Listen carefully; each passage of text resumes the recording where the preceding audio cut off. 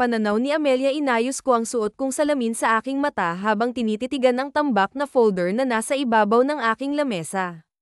Agad kong hinilat ang aking noo nang makita ang sandamakmak na mga papeles na tila nag-aanyaya sa akin na magpanik. Sa pagkakaalala ko, natapos ko na ang mga gawain ko kahapon, kaya't nagtataka ako kung bakit marami na namang folder dito. Talaga bang trip akong mahirapan ng boss ko? Palagi na lang ganito. Hindi naman sa pagrereklamo, pero sa isang taon kong pagtatrabaho sa kumpanyang ito, palagi na lang tambak ang trabaho ko na kinakailangan ko pang mag-overtime para magawa ang lahat. Ngunit kinabukasan, ganun na naman ang madadatnan ko. Kung hindi lang malaki ang pasahod ni Sir Gavin sa akin, matagal na akong nag-resign. Minsan naiisip ko kung talagang napakahirap ng buhay ng isang sekretarya. Ang daming inaasahan sa akin, pero wala namang gaanong pagkilala sa mga sakripisyo ko. Good morning, Amelia, bati ng isang boses sa aking likuran. Agad akong napalingon at nakita si Sir Gavin na nakangisi sa akin. Ang kanyang ngiti ay tila may dalang misteryo, na nagdudulot ng halo-halong kaba at pananabik sa akin. Good morning din po, Sir Gavin, mahina kong saad at bahagyang yumuko bilang paggalang. Kahit na matagal na akong sekretarya ni Sir Gavin, natatakot pa rin ako sa kanya hanggang ngayon. Kapag nakatingin siya sa akin, pakiramdam ko ay kakainin niya ako. May kung ano-anong emosyon ang nakapaloob sa mata ni Sir Gavin na hindi ko mapangalanan, mga damdaming tila naglalaban sa kanyang kalooban. Mabuti na lang at nakakaya ko pang salubungin ang kanyang mga mata kahit papaano. I want my black coffee, Amelia, saad ni Sir Gavin na may tono ng awtoridad. Tumango-tango ako at muling inayos ang salamin na nahuhulog sa aking ilong. Opo, sir, dadalhin ko na lang po sa loob ng opisina mo. Sagot ko, na may bahid ng pangamba. Muli na namang ngumisi si Sir Gavin bago pumasok sa opisina nito. Nasa labas kasi ng opisina ni Sir Gavin ang table ko, at pumapasok lang ako sa loob kung may ipinag-uutos siya o kailangan ko siyang i-remind sa mga meetings niya. Napabuntong hininga ako bago pumasok sa loob ng pantry, nag-iisip kung paano ko maiiwasan ang mga hindi inaasahang sitwasyon. Agad akong kumuha ng isang tasa at nagtimpla ng kape. Sinigurado kong tama ang sukat ng pagkakalagay ng kape at asukal dahil baka bagahan na naman ako ng apoy ni Sir Gavin kapag hindi niya nagustuhan ang timpla ko. Sa tuwing nagkakamali ako, parang may anino ng takot na umuusad sa akin. Nang matapos magtimpla, agad ko itong inihatid sa loob ng opisina ni Sir Gavin. Nakita ko siyang nakaupo sa kanyang swivel chair, abala sa pagbabasa ng mga papeles, tila walang pakialam sa mundo. Sir, ito na po ang inyong kape, saad ko at inilapag ang tasa sa kanyang table. Agad na inangat ni Sir Gavin ang kanyang ulo nang marinig ang aking boses. Bigla na naman siyang ngumisi at sumenyas na pumunta sa kanyang tabi kaya agad ko yung ginawa. Ngunit agad nanlaki ang aking mga mata nang bigla niyang hilahin ang aking bewang at pinaupo ako sa kanyang kandanggan. Ang puso ko ay mabilis na tumitibok, at hindi ako makaimik. Hindi ko nga alam kung bakit bigla niya na lang akong hinawakan sa bewang. Masarap ba itong kape mo, Amelia? Bulong ni Sir Gavin habang ang kanyang boses ay may halong pabulong na pang-aakit. Bahagyang din ilaan niya ang aking tenga, na nagbigay sa akin ng kakaibang kilig. Unti-unti na ring tumaas ang kanyang kamay mula sa aking bewang hanggang sa napunta sa ibaba ng aking dibdib, habang ang isa niyang kamay ay nakalagay sa aking mga binti at bumubuo ng maliliit na bilog. Ramdam ko ang kanyang hininga na tumatama sa aking batok, na siyang nagbibigay sa akin ng kakaibang sensasyon, isang halo ng takot at pananabik na hindi ko kayang ipaliwanag. Sir, nauutal kong wika, ang boses ko ay tila naguguluhan at puno ng kaba. Come on, baby, answer my question, bulong niya pa, na para bang may lihim na pang-akit sa kanyang tinig. Opo, sinigurado ko po na tama ang timpla ko, sagot ko, habang hinawakan ko ang kanyang kamay na nasa ilalim ng aking dibdib.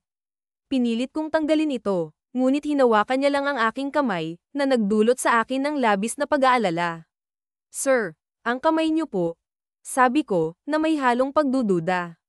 What's wrong with my hands? Inosente niyang tanong, na tila hindi siya aware sa sitwasyon. Halos mapatili ako nang walang kahirap-hirap niya akong binuhat at pinaharap sa kanya. Mabilis kong napagmasdan ang nakangisi niyang mukha, at sa mga sandaling iyon, hindi ko maikaila na masyado talagang gwapo si Sir Gavin. Maraming kababaihan ang nagkakandara pa sa kanya, at isa na ako sa mga nahuhumaling. Sir, mali po itong ginagawa natin. Aalis na po ako, kaya't bitawan niyo na po ako. Mahina akong saad, pilit na umaalis sa kanyang kondongan, ngunit hawak niya ang aking bewang at ayaw akong pakawalan. No, stay still at may nabubuhay. Paus niyang wika, at bigla siyang sumubsob sa aking leeg. Napakunot ang aking noo nang may maramdaman akong matigas na bagay na nauupuan ko.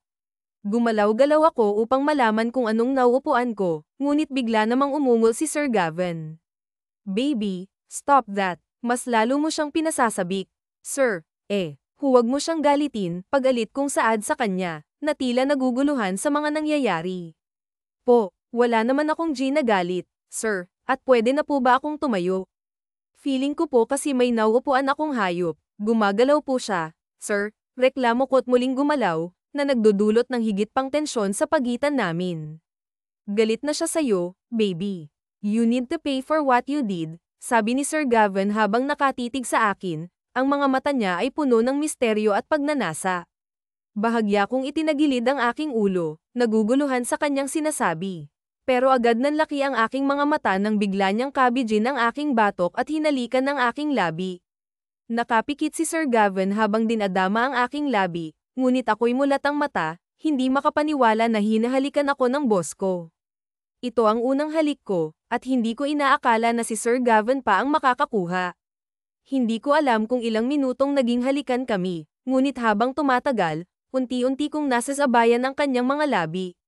Nalulunod ako sa kanyang halik, tulad ng in-imagine ko, matamis nga ang kanyang mga labi. Damn, baby, I really want to own you, but this is not the right time, aniya habang pinupunasan ang aking labi. Doon lang pumasok sa aking isipan ang nangyari sa amin, at tila bumalik ang aking ulirat.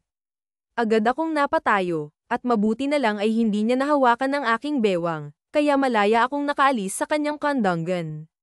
Dumiretso ako sa aking table, hinawakan ang aking labi na kanina lang ay nakalapat sa labi ni Sir Gavin. Ramdam ko ang pag-init ng aking mukha dahil sa nangyari, at pigil na sigaw ang bumabalot sa aking isipan.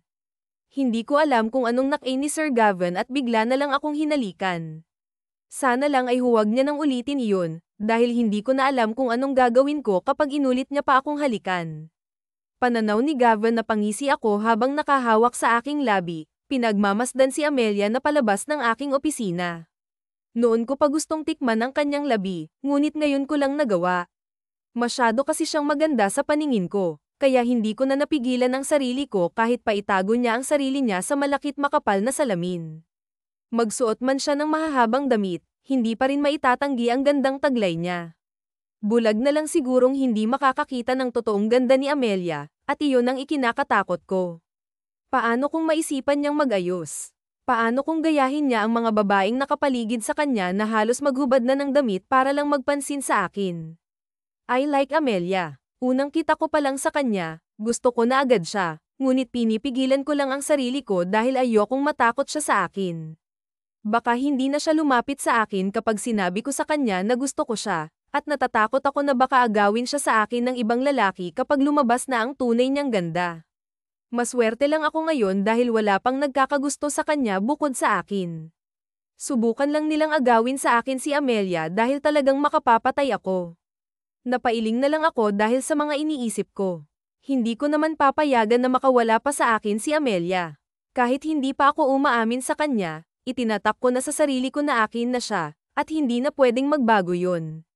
Dapat lang niyang panagutan ang ginawa niya sa akin, dahil para niya akong Gina Yuma.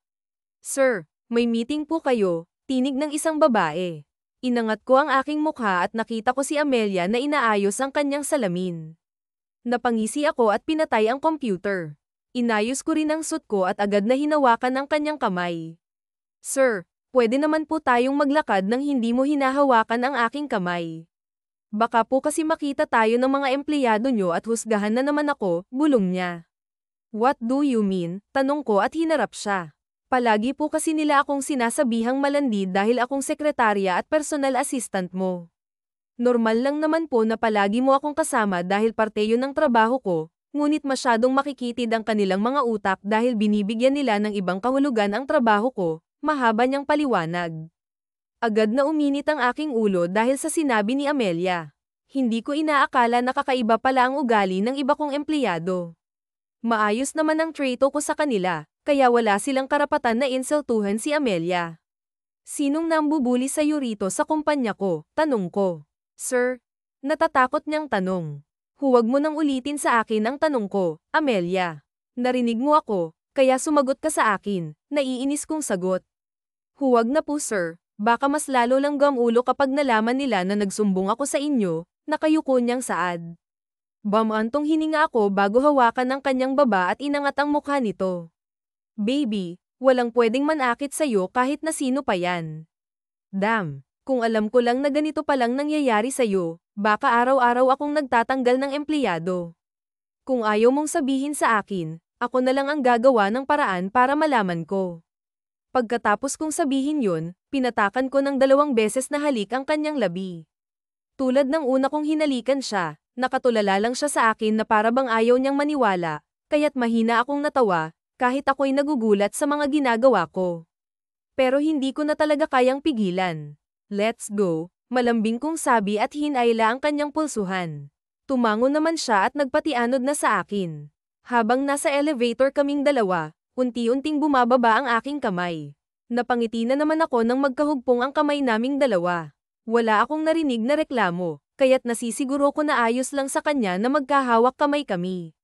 Sir, bitawan niyo na po ang kamay ko, mahinang saad ni Amelia nang makarating kami sa harap ng conference room. Gusto kong yumangal ngunit tinanggal ko na rin ang kamay ko, baka tuluyan na siyang mailang sa akin. Tumagal ng halos 2 oras ang meeting, at wala akong ibang ginawa kung hindi ang titigan lang si Amelia. Masyado siyang cute sa ayos niya ngayon.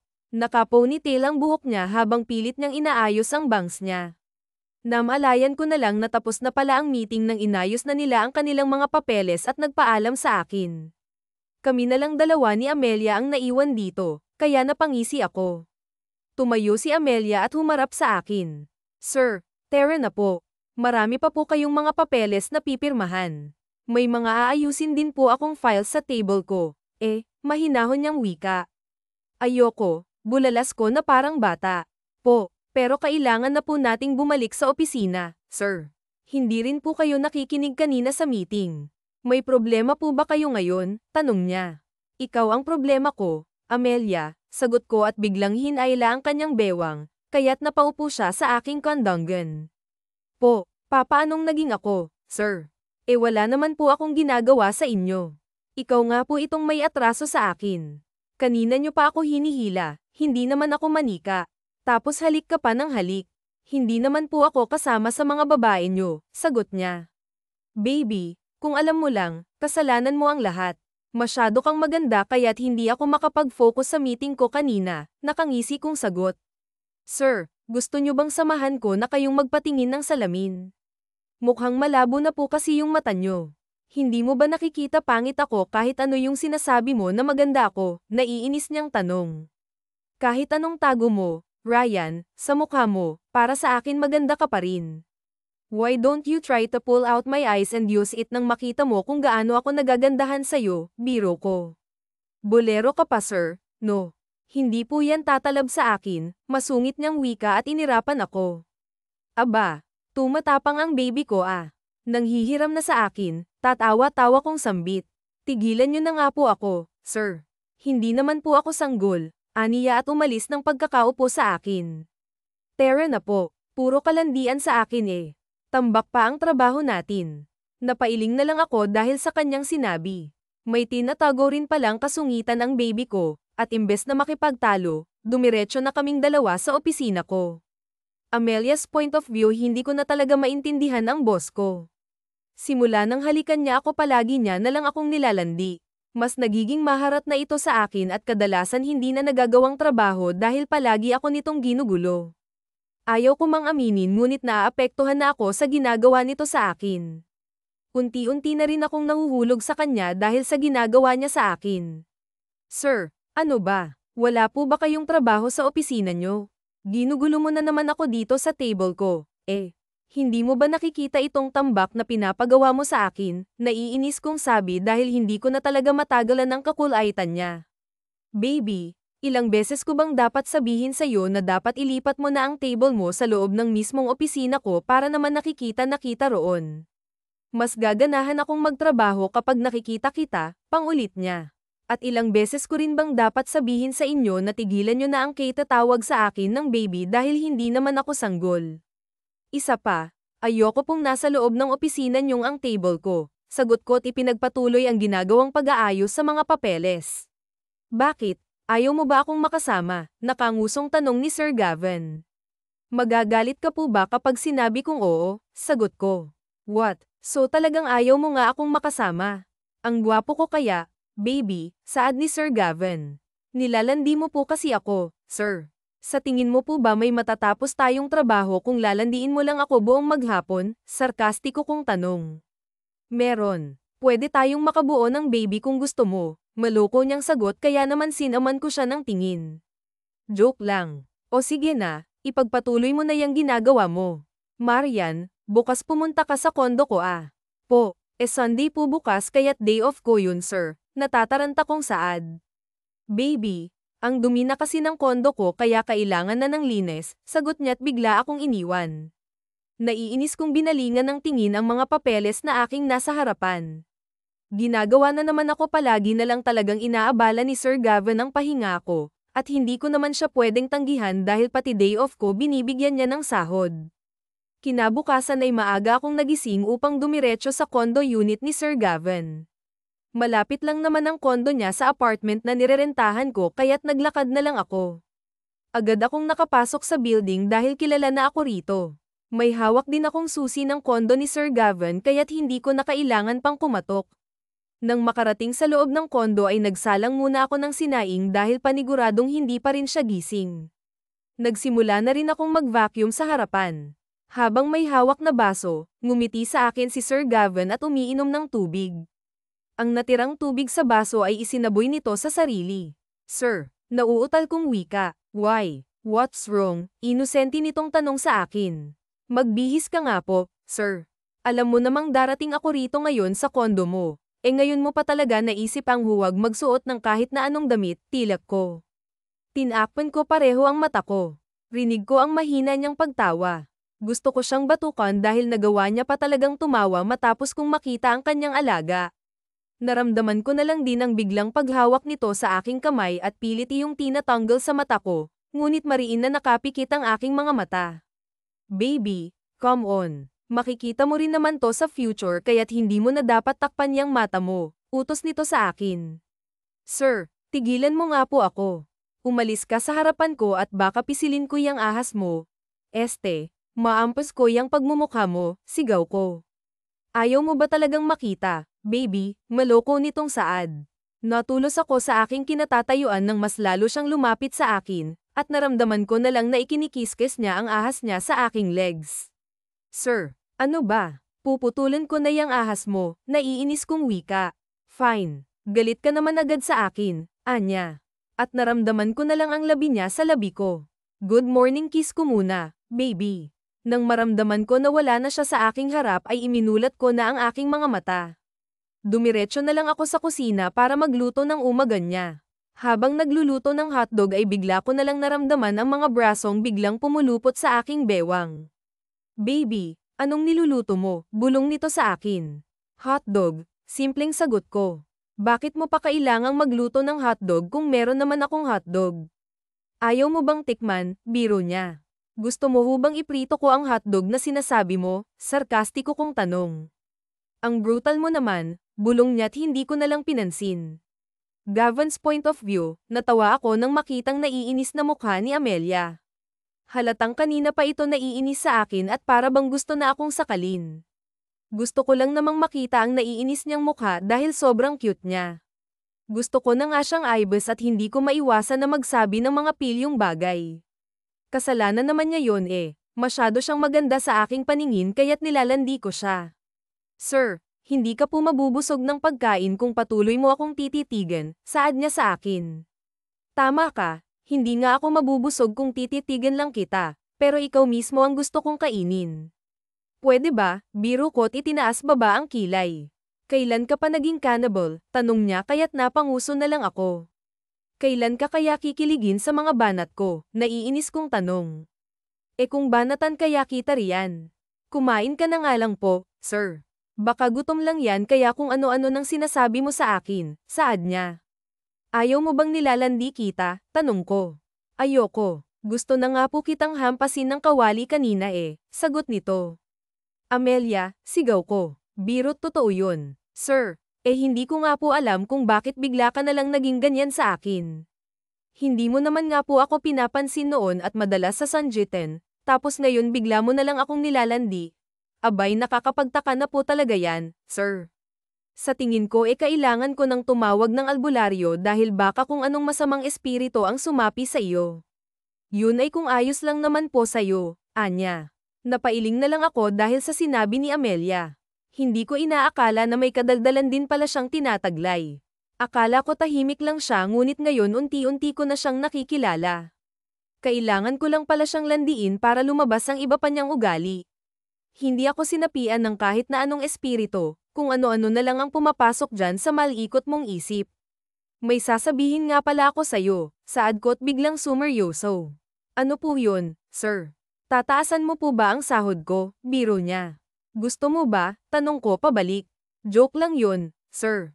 Ang taas na nga po ng sahod ko ayos na sa akin yun, sagot niya. Natanggal ko na sa trabaho ang mga taong nambubuli sa'yo, bulalas ko. What? Ba't mo yun ginawa, sir? Naguguluhan niyang tanong. Baby, they bullied you. What do you expect me to do? Pabayaan na lang sila sa ginagawa nila. No, hindi ako makapapayag sa ganun, mariin kong sambit. Pero hindi naman na sila kailangang tanggalin pa. Pwede naman na parusahan mo na lang sila, mahina niyang wika. Hindi pwede sa akin ng ganun, baby. Dapat lang magbayad sila sa ginawa nila sa'yo. Huwag ka nang kumontra pa, sagot ko. Kita ko ang lungkot sa kanyang mata pero nakapagdesisyon na ako. Tama lang ang ginawa ko, ayoko naman na mahirapan pa siya dahil lang sa mga taong mapanghusga. Oh, sige na nga. Kung iyan ang desisyon mo, tatanggapin ko, Anya at kumagit na sa hotdog. Tumayo ako't lumapit sa kanya, kumagit din ako sa dulo ng hotdog na kinakain niya. Kita ko ang paglaki ng mga mata ni Amelia habang dahan-dahan kong kinakain ang hotdog hanggang sa tuluyan ng lamapat ang aming mga labi. Anong brand ng hotdog na ito? Masarap naman, pero may mas masarap na hotdog pa kaysa rito. Gusto mo bang tikman, baby? Pilyo kong tanong. Sir Gavin, sigaw niya. Tumawa ako't ipinagpatuloy na ang pagkain. Hindi ko na nga lang pinansin ang pag-angal niya at baka lalo kung hindi mapigilan ang sarili ko, bumagsak pa kami pareho sa kama. Amelia's point of view, hindi ko na talaga kayang ginagawang panlalandi sa akin ni Sir Gavin kaya't nang matapos akong maglinis ng kanyang kondo ay agad na akong umalis. Pinipigilan niya pa ako ngunit nagpumilit na akong umuwi. Ayoko nang makasama siya at baka hindi ko na rin mapigilan ang sarili, mapatulan ko pa ang panlalandi niya sa akin. Bes, mabuti naman at narito ka na. Alam mo bang kanina pa kitang hinihintay? Saan ka ba galing at mukhang pagod ka? Kumunat ang aking noo nang makita si Sarah na nasa harap ng aking apartment. Lumapit din siya sa akin at niyakap ako ng mahigpit. Teka nga muna, Sarah. Anong ginagawa mo rito? Nagtatakang tanong ko. Grabe ka naman magtanong, parang ayaw mo naman ako rito. Di mo ba ako na-miss? Malambing nitong saad at yamakap pa sa aking braso. Pigilan mo nga ako, Sarah. Naiinis kong saad at binuksan ng pintuan. Umupo ako sa isang bangko at agad namang tumabi sa akin si Sarah. Mag-bar tayo, Amelia, yaya nito sa akin. Ayoko, agaran kong tanggi. Sige na, bes. Minsan na nga lang tayo magbabonding at mula nang maging magkaibigan tayong dalawa, bilang lang sa daliri ang bonding natin.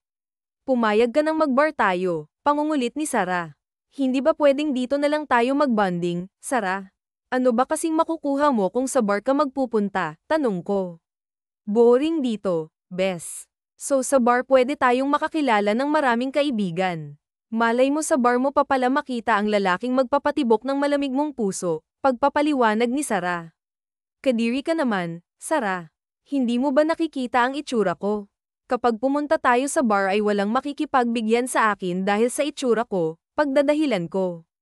Ako nang bahala. Bibigyan kita ng matinding makeover, tipong lahat ng lalaki mapapatingin sa'yo kapag dumaan ka, sabi niya.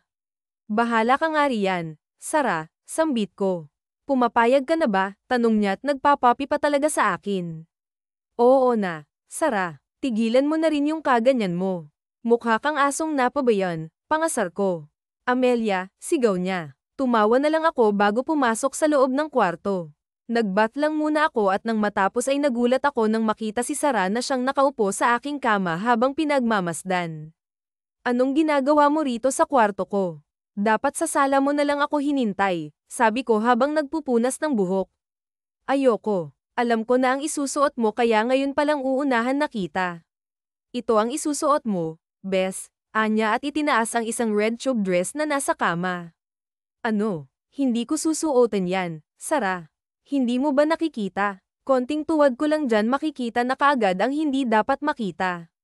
Ipasuot mo sa akin ang lahat pero huwag lang ang klase ng ganyang damit, reklamo ko. Hindi dapat ito ang gamitin mong dress. Kasi ito lang ang dala ko. Alam ko kasi kung anong klaseng damit ang meron ka. Puro na lang jeans at shirts kaya itong dinala ko ang susuotan mo, pagpupumilit ni Sara. Wala naman kasing mali sa mga damit ko, sadyang ayaw niya lang sa fashion ko, kaya imbes na magtalo pa ay sinuot ko na lang ang dala niyang dress para sa akin. Alam ko naman kasi na hindi niya ako titigilan hanggat hindi ko isinusuot ang kanyang gusto. Ni minsan hindi pa ako nanalo kay Sara. Oh my gosh, sobra namang sexy mo, Bes. Ba't ganyan ka? Nakakainis man aminin, pero mas sexy ka talaga kaysa sa akin. Sadyang ayaw mo lang ilabas.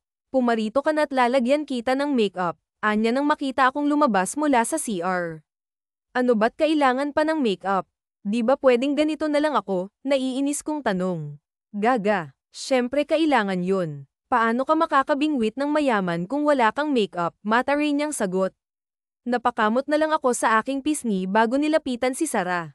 Inumpisahan niya ang paglalagay sa akin ng makeup. Kanina niya pa rin ako pinupuri at pinababayaan ko na lang siya. Bakit kailangan mo pang tanggalin ang salamin ko? Hindi ako makakakita niyan, reklamo ko nang maramdaman ko ang kanyang kamay sa aking salamin. Huwag kang mag-alala, Bes. May dala naman akong contact lens at huwag ka nang tumanggi dahil alam ko kung anong grado ng mata mo. Sagot ni Sara at tuluyan nang tinanggal ang suot kong salamin. Tulad nga ng kanyang balak ay nilagyan niya ako ng contact lens. Nung una naluluha pa ako dahil hindi naman ako sanay na magsuot ng ganun, ngunit nang tuluyan ng mailagay ni Sara ay ayos na rin naman. Grabe ka na talaga, Bes. Sabi ko na nga ba't kailangan mo lang ng makeover para lumabas ang totoo mong ganda. Nakakainggit ang beauty mo. Kung lalaki lang ako, malamang niligawan na kaagad kita. Sabi ni Sara nang matapos akong ayusan. Ewan ko sa'yo, Sara. Umalis na nga tayo para mabilis tayong makauwi, bulalas ko. Agad namang hinayla ni Sara ang aking braso at isinakay sa kanyang kotse. Saglit lang ang naging biyahe namin papunta sa bar at ang unang bumungad sa akin ay ang maingay na paligid. Nakakahilo rin ang mga ilaw at halos mandiri ako nang makita ang mga taong naghahalikan sa isang sulok.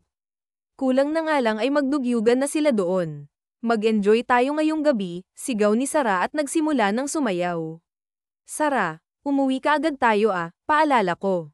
Kara-rating pa nga lang natin, uwi na kaagad ang nasa isip mo, Amelia. Come on, enjoy muna tayong dalawa. Uminom ka lang at ako nang magbabayad. Napailing na lang ako dahil sa kanyang sinabi. Mukha na kaagad siyang lasing dahil sa kanyang ginagawa.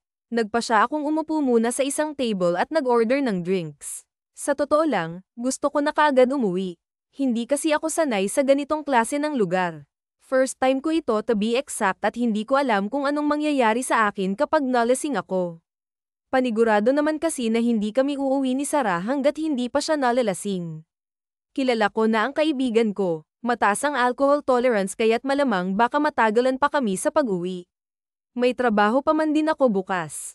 Nagmamasid lang ako sa buong paligid hanggang sa hindi ko alam na napaparami na pala ang aking inom. Naramdaman ko na lang na medyo nahihilo na ako. Tumayo na ako at naglakad. Gusto kong umihi at ayain nang umuwi si Sara, ngunit hindi ko naman siya makita. Nasaan ba yung CR ng bar na ito? Ba't di ko makita? Hindi na ako lasing, kung saad. Napangiti ako nang makakita ng isang pinto. Nanlalabo ang aking paningin. Kahit hindi ko alam kung tama pa ba itong napasukan kong pinto, ang importante ay makaihi na ako. Success, sigaw ko nang matapos. Dumiretso ako sa harap ng salamin at natawa. Ang ganda ko naman ngayon, tumatawa kong saad. Yeah, you're right, baby. Sobrang ganda mo nga ngayong gabi kaya halos lahat ng lalaki kanina na tumitingin sa'yo gusto ko nang patayin, dammit. Sino ba kasing nagbihis sa'yo ng ganyan? Boses yun sa aking likuran at nang lumingon ako sa likod ay pinaningkitan ko ng mata ang nagsalita. Sino ka ba't nandito ka sa CR ng mga babae? Siguro bakla ka no, natatawa kong saad at hinawakan ang kanyang mukha. I'm not gay, baby. Gusto mo bang patunayan ko yan sa'yo? Tanong niya at biglang pinulupot ang braso sa aking bewang. Hindi ka bakla, tanong ko at hindi ko alam kung ano bang sumapi sa akin dahil bigla ko nalang dinakma ang alaga ng lalaking nasa aking harapan. Ang laki naman nito, tumatawa kong saad. Damn, why did you do that, baby? Ginalit mo lang ang alaga ko. Kailangan mong magbayad, at bigla na lang akong sinunggaban ng halik. Gusto kong manlaban sa kanya ngunit hindi ko magawa. Masyadong masarap ang kanyang mga halik dahil unti-unti ko na iyong nagugustuhan. Hanggang sa hindi ko na nasundan ang nangyari. Namalayan ko na lang na nasa isang kwarto na kami at may ginagawang milagro. Nasa ibabaw ko na siya habang pinagsasawaan ang aking dibdib, habang ako naman ay nasasarapan. Naibigay ko sa kanya ang matagal ko nang iniingat-ingatan. Gavin's point of view, nakangiti ako habang hinahaplos ang mukha ni Amelia. Hindi ko inakala na makukuha ko na siya. Masyado kasi siyang kaakit-akit ngayon, halos 5 lalaki nga ang nasuntok ko kagabi dahil pinagtitinginan nila si Amelia ko. Masyado siyang maganda at idagdag pa ang nakakaakit niyang suot. Ako lang ang dapat na makakakita sa kanyang katawan. Buti na lang din at naisipan kong pumunta sa bar kagabi, baka kung sino man ang nag-aya sa kanya sa bar ay gusto kong pasalamatan dahil nakuha ko na si Amelia, at ngayon na may nangyari na sa aming dalawa, hindi ako makapapayag na mawala pa siya sa mga bisig ko. Ang tagal ko nang naghintay sa kanya, ungol ni Amelia. Pinatakan ko ng halik si Amelia at isinuksok ang aking mukha sa kanyang leeg bago siya niyakap ng mahigpit. Nagpanggap akong tulog, at ilang sandali pa, naramdaman kong nagising na siya. Pasado 10:00 na rin kasi ng umaga at hindi na nga kami nakapasok sa trabaho dahil parehas kaming pagod. Gosh, ano ba itong ginawa mo, Amelia? Bakit mo isinuko ang iyong sarili at worst, sa boss mo pa, pag-alit niyang saad sa sarili? Sinubukan niyang tanggalin ang aking kamay sa kanyang bewang ngunit mas lalo ko lang hinigpitan ang pagkakayakap sa kanya. Ayaw ko siyang iwan dito matapos ng may nangyari sa amin. Ang bigat naman ng kamay. Good morning, Sir Gavin, nahihiya niyang saad. Huwag mong kagatin ang labi mo, baby, baka akong kumagit niyan, babala ko. Sir, I am really sorry for what happened last night. Hindi ko alam kung ano bang ginawa ko. Nalasing lang ako kagabi kaya't hindi ko sinasadya ang nangyari. Sana po walang makaalam ng nangyari sa atin, at sana rin, kalimutan na lang natin ang nangyari.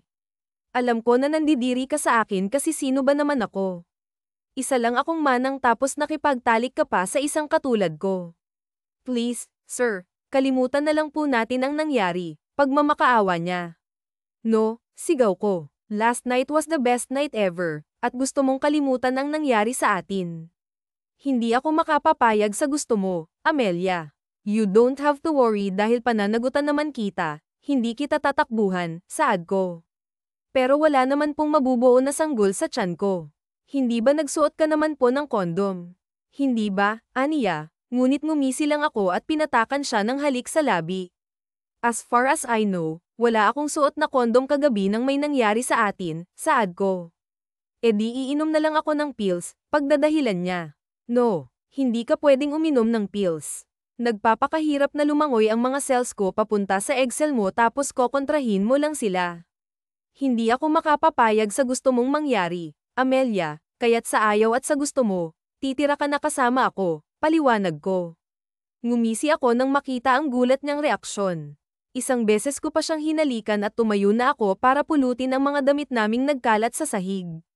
Nakita ko na tinaklob niya ng kanyang kamay ang kanyang mga mata kaya't napatawa na lang ako. Come on, baby, don't be shy. Nakita mo na ito kagabi. Hinawakan mo pa nga tudyo ko. Sir Gavin, sigaw niya. Sinuot ko ang aking boxers at pinaibabawan siya. Sinubukan niya akong itulak ngunit mas malakas ako sa kanya. Mula ngayon, Gavin na lang itatawag mo sa akin. Maliwanag ba? Tanong ko. Unti-unti siyang tumango at nag-iwas ng tingin sa akin. Naiintindihan ko naman kung naiilang pa siya sa akin ngayon, pero hindi magtatagal ay mawawala na rin ang ilang niya sa akin. Magiging mag-asawa na rin kami sa hinaharap kaya't masasanay na rin siya sa akin. What do you want for breakfast? Tanong ko. Ayokong kumain, hindi naman ako nagugutom, tanggi niya, ngunit agad na napapikit nang biglang tumunog ang kanyang tiyan kaya't mahina akong napatawa. Talaga ba, baby? Bakit iba yatang sinasabi ng tiyan mo? Tanong ko. Ayokong kumain dito, iuwi mo na lang ako sa apartment ko, aniya. Fine. Pero sisibayan pa rin kitang kumain, wika ko't bumangon na. Nagsimula akong magbihis habang siya naman ay hindi makatingin sa akin. Kinuha ko na ang kanyang mga damit at ako na mismo ang nagbihis sa kanya. Nahihiya pa nga siya, ngunit wala siyang nagawa nang magsimula na akong isuot sa kanya. Nang matapos kaming magbihis ay agad kaming dumiretso sa kanyang apartment. Gavin, wala ka bang trabaho ngayon? Baka kailangan ka na sa kumpanya. Susunod na lang ako sa iyo roon pagkatapos kong kumain at magayos, aniya. Baby, ayaw mo ba akong makasama? Pansin ko na kanina mo pa ako iniiwasan. Halos ayaw mo nga akong sabayan na maglakad kanina. Inis kong saad. Hindi naman sa ganun, mali po kasi ito. Boss kita't empleyado mo lang ako, pagdadahilan niya. That's it. I am your boss kaya lahat ng gusto ko dapat mong sundin. Naiintindihan mo ba? Seryoso kong tanong. Ayokong maging mahigpit sa kanya pero kung lalayo siya sa akin ay talagang gagamit ako ng dahas. O sige na nga, masyado kang mapilit. Pumasok ka na bago pa may makakilala sa'yo sa labas. Masyado pa namang ma-issue yung mga kapitbahay ko, aniya kaya't napangiti na lang ako. Hindi muna tayo papasok sa trabaho ngayon dahil ililipat natin ang mga gamit mo sa kondo ko. Sinisimulan ko pa lang ang pagpapatayo ng bahay kaya sa kondo muna tayo titira. Wika ko habang nakaupo sa bangko habang siya naman ay nagluluto ng aming agahan. Amelia's point of view. Saglit akong natigilan dahil sa sinabi ni Gavin, ngunit pagkaraan ay tumango na lang din. Wala naman kasi akong laban pagdating sa kanya. Tulad nga ng sinabi niya, ay boss ko siya kaya dapat lang nasundin ko siya. Hanggang ngayon ay hindi pa rin ako makapaniwala sa nangyari. Kung hindi lang kasi ako nalasing kagabi, baka hindi ganito ang kalagayan ko ngayon. Kung sakasakaling may mabuo ay ayoko rin naman na hindi buo ang pamilya na kalalakihan ng magiging anak ko. Sinabi ko na rin sa kanya na magpipils naman kilala ko si Gavin nakakatakot siyang magalit kaya't wala akong laban sa kanya kapag nagalit siya. Papaano kapag hindi naman ako nabuntis? Tanong ko. Baby, sinisiguro ko sa'yo na mabubuntis ka. Nilahat ko kaya, pero kapag wala naman, uulitin natin, maloko niyang sagot. Napahawak ako sa aking noo dahil sa kanyang sinabi. Ano ba naman kasi ang ginawa ko kagabi? Bakit kasi nauwi kami sa? Kasalanan talaga to ni Liz. Lumipas ang maraming araw at tuluyan na nga akong tumira sa kondo ni Gavin. Sweet siya sa akin at masasabi kong talagang nagbago ang buhay ko nang makasama ko siya sa iisang bubong. Kung noon sarili ko lang ang iniisip ko, ngayon ay kasama na rin si Gavin. Halos ayaw niya nang humiwalay sa akin. Baby, ang ganda mo talaga pero bakit kailangan mong tanggalin ang salamin mo? Paano kung magustuhan ka rin ng mga lalaking empleyado ko ano? Marami na akong magiging kagas sa'yo no? Hindi ako makakapapayag dahil sa akin ka lang. Hindi ka pwedeng maaga sa akin ng iba. Magpapakasal na kaya tayo, pangungulit niya. Napahirap ako dahil sa sinabi ni Gavin. Tinanggal ko lang naman ang salamin ko at sinuot ang contact lens na bigay sa akin ni Liza. Nanood lang ako sa internet kung paano magsuot kaya't alam ko. Mabuti na lang at madali akong natuto. Pero itong si Gavin ay kung ano-ano na kaagad ang nasabi. Minsan nga ay ayaw niya na akong palabasin ang kondo niya. Pakiramdam ko tuloy kinokontrol niya na ang buhay ko at ayoko ng ganun. Kung patuloy siyang magiging ganito sa akin, hindi ako magdadalawang isip na iwan siya. Gavin, ano ba? Naghubad lang naman ako ng salamin ko, naiinis kong saad. Ikaw ang huhuberin ko kapag hindi salamin ang sinuot mo ngayon. And what is this? You're wearing a skirt, giit niya't hinayla pababa ang pencil cut skirt na suot ko. Masama na bang baguhin ang fashion ko? Gusto ko nga kasing magsuot ng ganito ngayon. Sayang naman ang pagbili ko rito kung hindi ko naman gagamitin, sagot ko't sumimangot. Medyo nahihilig na kasi akong mag-online shopping. Ewan ko ba nitong mga nakaraang araw? Hindi ko na maintindihan ang mga pagbabagong nangyayari sa aking katawan. Madalas kong ang masigawan si Gavin. Mabuti na lang at mahaba ang pasensya niya sa akin. Gusto ko na rin na may palagi akong kinakain. Baby, pwede ka namang magsuot ng mga ganito pero dapat ako lang ang nakakakita. Pagtitinginan ka na naman ng mga lalaki sa kumpanya aniya. Hayaan mo na nga lang sila, bulalas ko. Nagpowder lang ako at nagpahid ng lipstick ngunit agad akong nagulat nang iharap ni Gavin ang aking mukha sa kanya. Mapusok niya akong hinahalikan at hindi ko naman mapigilan ang aking sarili dahil sinasagot ko ang bawat halik niya. Baby, papayagan kitang magsuot ng pesting skirt na yan at ang contact lens pero hindi pwedeng lipstick, aniya. Napasimangot na lang ako dahil sa kanyang sinabi. Binura niya ang lipstick na pinahid ko kaya napunta sa labi niya. Kumuha na lang ako ng tissue at pinunasan ang kanyang labi. Minsan na nga lang ako magsuot ng lipstick tinanggal mo pa. Ang sama mo, hinarang ko. Huwag ka na magalit sa akin. Bibilhan na lang kita ng watermelon, aniya kaya napangiti na lang ako. Noong isang araw pa kasi ako naghahanap ng watermelon pero wala naman sa ref. Nang prutas na yun, nahihiya akong magsabi kay Gavin dahil baka isipin niya na kung ano-ano na lang ang hinihingi ko. Paano mo nalaman na gusto ko ng watermelon? Tanong ko. Kagabi habang tulog ka, bukang bibig mo ang watermelon baby. Kung may gusto kang kainin, sabihin mo lang sa akin, ibibigay ko naman kaagad sa'yo, saad niya. Talaga, ibibili mo ako, excited kong tanong. Of course, masaya niyang sagot. Gavin, gusto ko ng pinya pero walang matatapos sopas na luto ng mga taga-kabilang unit, sagot ko. What? Pinya na walang mata at sopas na luto ng kabilang unit. Are you insane, baby? Nahihiwagaan niyang tanong.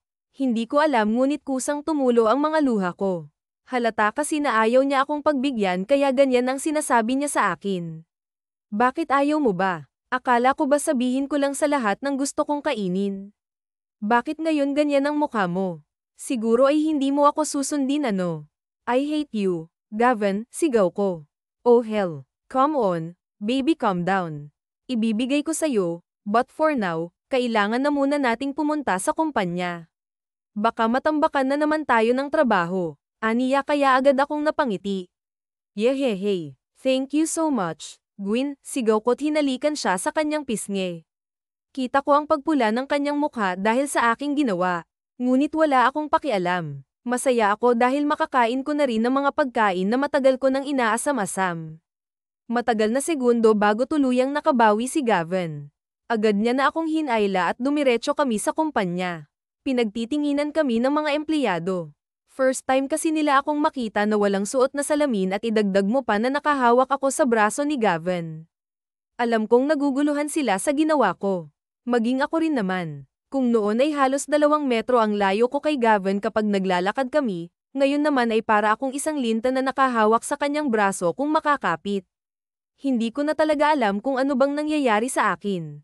Gavin's point of view damn. Hindi ko na alam kung saan ko hahanapin ang mga gustong kainin ni Amelia. Yung watermelon at sopas na luto ng kabilang unit magagawan ko pa ng paraan, pero yung pinya na walang mata. Hindi ko alam kung saan yun hahanapin. Baka patay na ako, pero hindi ko pa rin alam kung saan makakahanap ng ganon. Iniwan ko muna siya sa opisina ko at naghanap ng mga pinapahanap niya. Good luck na lang talaga sa akin. Halos nalibot ko na ang buong supermarket ngunit wala pa rin akong nahahanap na pinyang walang mata. Nakabili na rin ako ng watermelon at mga sangkap sa sopas, pinya na walang mata na lang talaga ang kulang. Tinatawanan pa nga ako ng ibang tindera na napagtatanungan ko kaya sa huli sumuko na lang ako. Dumiretso sa kondo, bumili na lang ako ng isang buong pinya at ako na lang ang magtatanggal ng mata. This is really hard. Ano ba kasing nangyayari sa baby ko? Gavin, what are you doing here? Tanong sa akin ni Mark. He's my friend at siya rin ang katabi ng kondo ko. Pare, can you cook sopas for me? Tanong ko. What? Are you kidding me, Gavin? Alam mong kaway kong kusina kaya't imposible ang hinihiling mo sa akin. Hilingin mo na ang lahat pero huwag lang ang pagluluto, aniya. Please Mark, pwede naman tayong manood sa internet para matuto tayong magluto. Pagmamakaawa ko. Ano bang nangyayari sa'yo, Gavin? Ba't kailangan na paglutuin mo ako ng sopas? Pumasok ka na nga lang, naiinis na saad ni Mark at niluwagan ang pinto. Thanks men, nakangiti kong bulalas. Agad na akong pumasok at dumiretso sa kanyang kusina. Inilabas ko ang lahat ng sangkap at nagsimulang maghiwa ng mga gulay. Kinumpleto ko na talaga ang sangkap para hindi na ako magpabalik-balik sa supermarket. Gusto ko na rin kasing kaagad bumalik kay Amelia dahil nami-miss ko na siya. Ilang oras pa lang kaming nagkakahiwalay, pero miss ko na kaagad siya. Iba na talagang tama ako sa kanya. Seriously Gavin, ano ba kasing nangyayari sa'yo't bakit bigla mo na lang akong gustong magluto ng sopas? As far as I know, may personal chef ka naman, reklamo ni Mark. Pinalayas ko na, simpleng sagot ko habang nagbabalat ng carrots. What? Bakit mo naman pinalayas? Taka niyang tanong. Siyempre nandyan na si Amelia siya nang nagluluto ng pagkain ko kahit bakit pa ako maghahir ng personal chef. Luto lang ng mahal ko okay na ako kahit siya na nga lang ang kainin ko busog na ako, banat ko. Holy cow, nagsasama na kayo ni Amelia, gulat niyang tanong at tumulong na rin sa akin. Yes medyo matagal na rin, simpleng sagot ko nagkukwentuhan kaming dalawa habang nanunood sa internet kung paano magluto ng sopas pareho kaming walang alam kaya sana lang magustuhan ni Amelia ang kinalabasan ng luto ni Mark ito kasi ang gusto ni Amelia kailangan na sipol lang ang magluto kaya't pinabayaan ko na lang siya habang ako naman nagve-video para may evidence ako mamaya kay Amelia ako rin ang nagsasabi ng mga next step sana lang magustuhan ta ng babae mo. Gavin muntik na nating masunog yung kusina ko at first time ko talagang magluto, aniya habang nagpupunas ng kamay, sana nga pagsang-ayon ko ano ba kasing trip ni Amelia at bakit kailangan na ako pang magluto ng sopa sa gusto niya natato ang tanong ni Mark. I don't know either kanina watermelon lang naman ang gusto niya tapos nagsabi ako na kung ano pang gusto niyang kainin basta magsasabi lang siya sa akin, humiling ba naman siya ng pinya na walang matatapos sopas na luto ng kabilang unit. Sagot ko. Wait, is your woman pregnant? Tanong ni Mark. Bigla akong natigilan dahil sa kanyang sinabi. Bakit nga ba hindi pumasok sa isip ko na baka buntis na si Amelia? I mean, palagi siyang nagsusuka sa umaga tapos tinatamad pa siyang bumangon. Palagi rin siyang naiinis sa akin, at itong mga pagkain na hiling niya sa akin. Hindi ko alam pagtanggi ko. Men, siguro dapat na kayong magpatingin. Malay mo may baby na pala sa tiyan ni Amelia tapos wala pa kayong alam. Congrats na kaagad sa'yo, Gavin. Ninong ako saad ni Mark. Sure, thank you so much, Mark, nakangiti kong saad habang inilalagay ang sopas sa isang baunan. Nababatan at natanggalan ko na rin ng matang pinya kaya dali-dali na akong umalis sa condo unit ni Mark. Masaya ako habang nagmamaneho papunta sa kumpanya ko ngunit hindi ko inaasahan na maaksidente pala ako. May malaking truck akong kasalubong at bigla na lang akong sinagasaan. Umikot ang aking kotse at sobrang sakit ng aking katawan. Naramdaman ko ang mga bakal at bubog na biglang bumaon sa aking katawan. Amelia, huling bulong ko bago mawalan ng malay. Amelia's point of view, ilang oras na rin nang umalis si Gavin. Pinapahanap ko siya ng mga pagkain na gusto kong bilhin at halos wala na akong magawa rito sa kumpanya. Magmula kasi nang magsama kami ni Gavin ay kakaunti na ang trabahong binibigay niya sa akin. Nasaan na kaya si Gavin? Bakit parang ang tagal naman yata niya? Nag-aalala kong tanong. Pabalik-balik na ako sa paglalakad at kinakabahan na rin ako hanggang sa bigla na lang tumunog ang aking cellphone. Number lang yun at hindi ko sana sasagutin, ngunit Mark ulit na tumatawag sa akin. Hello, mahina akong wika habang nakatapat ang cellphone sa tenga. Are you Miss Mia Santos? Tanong ng isang babae. Yes po. Bakit po? Tanong kong pabalik. Nasa ospital po ngayon si Mr. Gavin Magnes. Naaksidente po siya at kayo lang po ang number na nasa emergency call niya, sagot ng babae. Bigla na lang tumulo ang aking luha dahil sa sinabi ng babae. Ang nasa isip ko lang ay naaksidente si Gavin at kailangan niya ng tulong ko. Wala na akong sinayang na oras at dali-dali na akong bumaba. Pinagtitinginan pa nga ako ng ibang empleyado pero wala akong pakialam sa kanila. Ang importante makita ko na si Gavin. Agad akong nakapunta sa ospital na sinabi sa akin ng babae. Naabutan ko sa emergency room ang babaeng tumawag sa akin. Hi, ikaw ba si Amelia? Tanong ng babae sa akin. Ako nga po, magalang kong sagot. Maywan nakita. Amelia, kailangan ko na kasing umuwi. Kanina pa rin ako hinihintay ng pamilya ko Hinintay lang kitang dumating bago ako umalis. Inooperahan na sa loob si Mr. Gavin, sabi niya. Ganun po ba? Maraming salamat po sa pagtawag sa akin saad ko't bahagyang yumuko. Walang anuman, Amelia, anya at umalis na. Ako naman ay hindi na mapakali, palakad-lakad ako sa labas ng emergency room. Hindi ko alam kung paano siya naaksidente pero sinisisi ko ang sarili ko ngayon. Sana hindi na lang ako nagpabili sa kanya ng mga pagkain na gusto kong kainin, di sana ayos lang siya, sana masaya siya ngayon. Pero huli na ang lahat. Ang kailangan ko na lang gawin ngayon ay magdasal na sana maging maayos ang operasyon ni Gavin. Tumagal ng 3 oras ang paghihintay ko sa labas at pagkaraan ay lumabas ang doktor. Dali-dali na akong tumayo sa bangko at lumapit sa doktor. Dok, kamusta na po si Gavin? Ayos lang po ba siya? Majay, gising na po ba siya? Sunod-sunod kong tanong. And you are, naguguluhang tanong ng doktor. Ako po si Mia Santos, girlfriend ni Gavin, pagpapakilala ko kahit wala naman kaming relasyon ni Gavin. Ganun ba? Well, the operation was successful pero hindi namin alam kung kailan majay gising si Mr. Magnus. Masyadong na-damage ng husto ang kanyang katawan at naapektuhan pa ang kanyang ulo. Maaaring magkaroon siya ng amnesia dahil sa injury ang natamo niya sa kanyang ulo. You should prepare, Miss Flores. But anyway, ililipat na namin siya sa isang kwarto. Please excuse me, sagot ng doktor at biglang umalis. Pakiramdam ko'y tinakasin ako ng lakas dahil sa sinabi ng doktor. Masaya ako nang malaman na ayos na ang kalagayan nito ngunit ang hindi ko matanggap ay baka hindi ako makilala ni Gavin. Ngayon pa na mahal ko na siya. Tama, ngayon ko lang napagtanto ang nararamdaman ko kay Gavin. Kung gugustuhin ko naman talaga, pwede na akong umalis sa tabi niya noon pa man. Pwede kong tanggihan ang mga gusto niya noon kahit nakakatakot siya, pero hindi ko ginawa kasi gusto ko rin siya at ngayon ay mahal ko na siya. Kapag nagising na siya ay talagang aamin na ako. Wala akong pakialam kung hindi niya ako naaalala, ipapaalala ko na lang sa kanya ang mga pinagsamahan namin sa nakalipas na buwan. Lumipas ang 2 buwan ngunit wala pa ring malay si Gavin pero hindi ako nawawalan ng pag-asa. Palagi akong narito sa tabi niya lalo pat may nalaman ako, buntis pala ako sa anak namin ni Gavin. Matagal niya na itong gusto kaya't paniguradong matutuwa siya kapag nagising siya.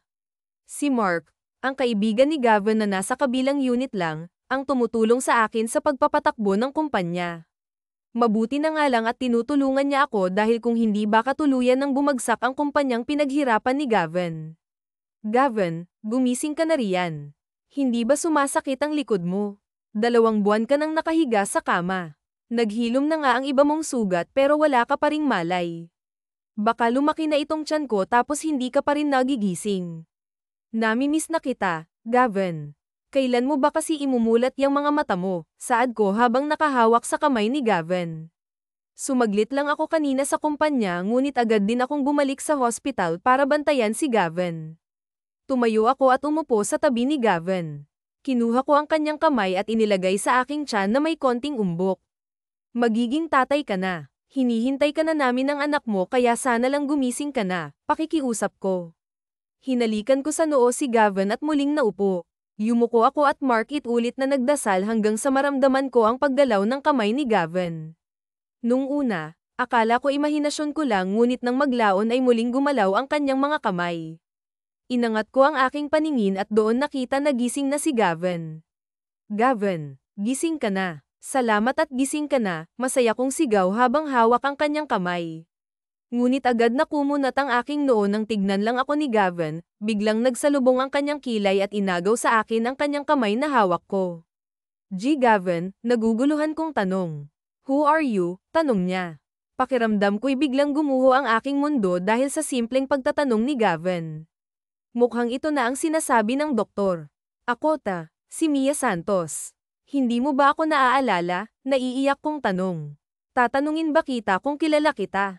At bakit ka narito? Pwede bang umalis ka na sa kwarto ko dahil hindi naman kita kilala? Naiinis niyang tanong. Sira ulo ka ba? Hindi mo ako maalala.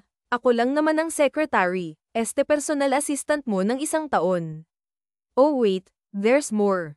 Alam mo kung ano. Binuntis mo akong sira ulo ka, pag-alit kong saad. I got you what? Gulat niyang tanong. Oo, bakit hindi mo rin maalala? Sa bar. Lasing ako tapos hindi ko na maalala kung anong nangyari sa akin at nagising na lang ako nakasama ka habang katabi. Kahit may nangyari sa atin, pinilit mo akong tumira kasama ka sa kondo mo dahil iniisip mo na baka may nabuo tayo. And guess what? May nabuong ngang sanggol sa sinapupunan ko. At alam mo kung ano yung nakakainis. Habang magkasama tayong dalawa, unti-unti na akong nahuhulog sa'yo. Sinubukan ko namang pigilan ngunit sadyang tranto ang puso ko dahil nahulog na sa'yo. Tapos ngayon nasasabihin mo sa akin kung sino ako, naiiyak kong tanong. Mahal mo ako, tanong niya. Obvious ba, mataray kong saad. Sabihin mo ng diretso sa akin, anya ni Gavin Magnus. Mahal kita, buong puso kong saad. Nagulat na lang ako nang bigla niyang kabijin ang aking batok at sinunggaban ng halik ang aking labi. Tumugon ako sa kanyang halik at pagkaraan ng ilang segundo, ipinagdasal kita, Mia Santos, anya. Ha, akala ko ba may amnesia ka? Naaalala mo na ba kaagad ako? Naguguluhan niyang tanong. Sino bang may sabi na may amnesia ako? Naaalala ko ang lahat, baby. Mula nang una kang nag-apply sa kumpanya ko, ang unang araw na nabighani ako sa isang babae na kahit anong pilit mo magtago sa malaking salamin ay hindi yun naging hadlang para makita ang totoo mong kagandahan, sagot ni Gavin. Pero bakit kanina? Naguguluhan kong tanong. It was just a joke, baby. Gusto ko lang malaman kung anong gagawin o sasabihin mo sa akin kapag nakita mong hindi kita maalala. Damn, it was worth it. Kailangan ko lang palang maaksidente para lang malaman mo kung anong totoo mong nararamdaman para sa akin, tatawa-tawang sagot ni Gavin. Nakakainis ka talagang lalaki ka. Halos lagutan ako ng hininga kanina nang tanungin mo ako kung sino ba ako tapos nagbibiro ka lang pala. Araw-araw ay sinisisi ko ang sarili ko kasi pakiramdam ko kasalanan kung nangyari sa'yo tapos ngayon ginawa mo pang biro. Nakakainis ka talagang lalaki ka, sigaw ko habang pinaghahampas si Gavin. Sorry na, baby. Patawarin mo na ako, pagmamakaawa niya. Kung hindi lang kita mahal, bulong ko. Mas mahal kita pati na rin si baby, anya at niyakap ako. Alam mo na buntis ako, tanong ko. Hindi pero bago ako na aksidente, sinabi sa akin ni Mark na baka raw buntis ka dahil weird ang gusto mong kainin, wika niya. Tama si Mark, Gavin. Buntis nga ako, magiging daddy ka na, nakangiti kong wika at hinalikan siya sa pisngi. Damn, I knew it. Ang galing ko talagang maka 3 points, masaya niyang sabi. At pagsusungit ko, abat nagsusungit na talaga ang mahal ko sa akin ha, biro niya. Lumipas ang 2 linggo at tuluyan na ngang nakalabas ng hospital si Gavin. Magaling na rin siya at nakakalakad na ng maayos. Pare, maraming salamat sa pagtulong mo sa pagpapatakbo ng kumpanya ko ha. Habang alam mo na nakarete ako, pagpapasalamat ni Gavin kay Mark. Nasa kondo na kaming dalawa ngayon at nang mabalitaan ni Mark na nakalabas na ng hospital si Gavin ay agad nang sumugod sa amin para kamustahin si Gavin. Walang anuman, pare, tayo-tayo lang din naman ang magtutulungan. Mabuti na lang at nagising ka na, mababantayan mo na itong mag-ina mo, sagot ni Mark at tinuro ako. Gumiti si Gavin at nagpatuloy sila sa pagkukwentuhan. Ako naman ay dumiretso na sa kwarto para magpahinga.